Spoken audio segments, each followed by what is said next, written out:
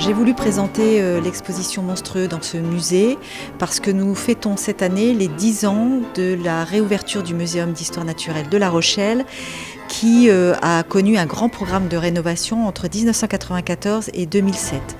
Donc nous voulions faire une année un petit peu spéciale autour de ces 10 ans en présentant une programmation décalée et nous avons eu l'opportunité de récupérer et de réadapter cette exposition Monstrueux qui a été créée au départ à Grenoble par le Muséum d'histoire naturelle de Grenoble et par le Centre de culture scientifique, technique et industrielle qui s'appelle la Casemate. L'exposition Monstrueux, et vous trouvez ça normal, aborde différents aspects liés autour de la notion de monstre. On débute en fait par le monde imaginaire. Ensuite, on a une partie qui est entre mythe et réalité.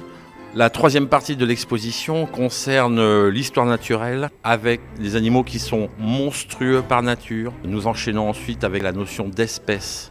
Qu'est-ce qu'est la norme en fait en sciences naturelles? Et puis on poursuit avec toutes les problématiques de la tératologie. Comment on a pu étudier les embryons d'animaux et humains avec toutes les problématiques qu'il y avait autour. Toutes les anomalies génétiques. Nous avons également toute une partie liée à l'être humain avec tout ce qui est monstres de foire. Et puis on finit par une petite perspective sur les nouveaux monstres. Il n'y a pas vraiment d'objet qui m'ait particulièrement effrayé ou dérangé.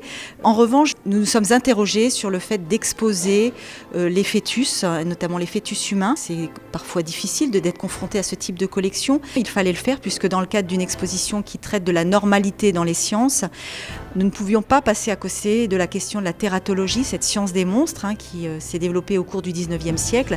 Donc nous avons présenté ces collections, nous avons mis un petit avertissement quand même pour le public qui pourrait être choqué, mais globalement les personnes sont plutôt intriguées par ces collections, un petit peu fascinées aussi qu'on ait pu conserver ce type de collection dans les collections patrimoniales. Les parents, les enfants n'ont pas forcément tous peur des mêmes choses. Ce qui dérange les enfants dans l'exposition, c'est les embryons de chatons, des choses comme ça. Jean-Paul Raffou, j'ai 72 ans. Je suis médecin généraliste en retraite.